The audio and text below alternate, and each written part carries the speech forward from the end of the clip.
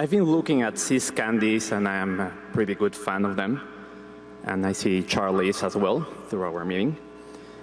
And even with all our consumption, and the company has given us generous profits over the past decades, what do you think the company has not grown to the scale of Mars or Hershey's? Well, we've probably had a dozen or so ideas over the years, and we used to really focus on it because it was a much more sizable part of our business. In fact, it was practically our only business aside from insurance.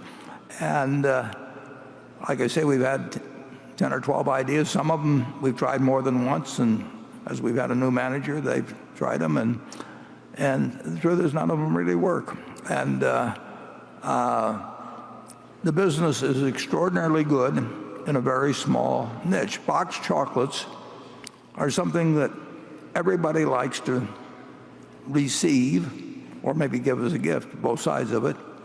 And relatively few of the people go out and buy to consume themselves.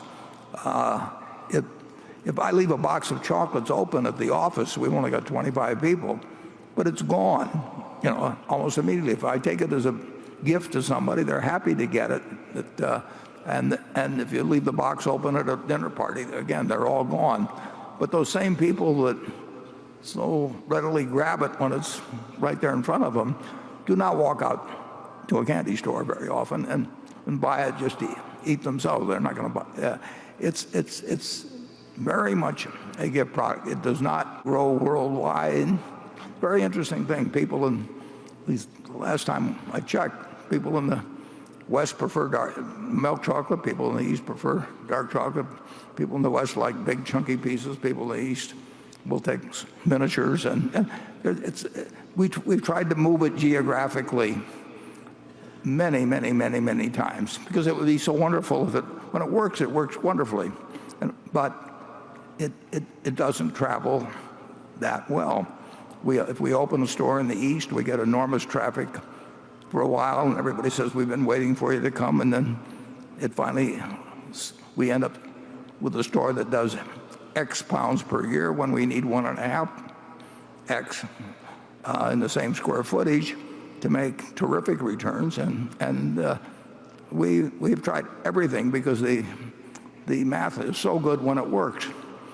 And overall, we have a business that doesn't grow. Chocolate consumption generally doesn't grow that much, but obviously, go ahead, Charlie. Yeah, well, we fail in turning our little candy company into Mars or Hershey's for the same reason that you failed to get the Nobel Prize in Physics and achieve immortality. It's too tough for us.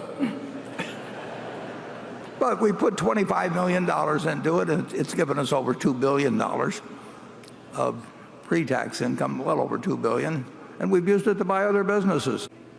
If we were the typical company and had bought that business and tried desperately to use all the retained earnings within the candy business, I think we'd have fallen on our face. I think it just illustrates that all these formulas you learn, or that having a strategic plan to use all the capital. Some businesses work in a fairly limited area. Others really play out over. Dr. Pepper, has I don't know what the percentage is now, but it might be a 10 or 12% market share or something like that in Dallas, or maybe it's 8.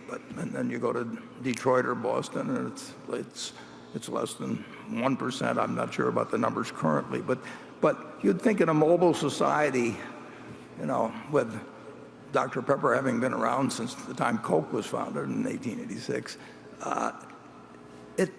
it's amazing how certain things travel, certain things don't travel. The candy bars you mentioned, Hershey. I mean, Cadbury doesn't do that well here, and Hershey doesn't necessarily do that well in the UK. And here we are, we all look alike, but somehow we eat different candy bars.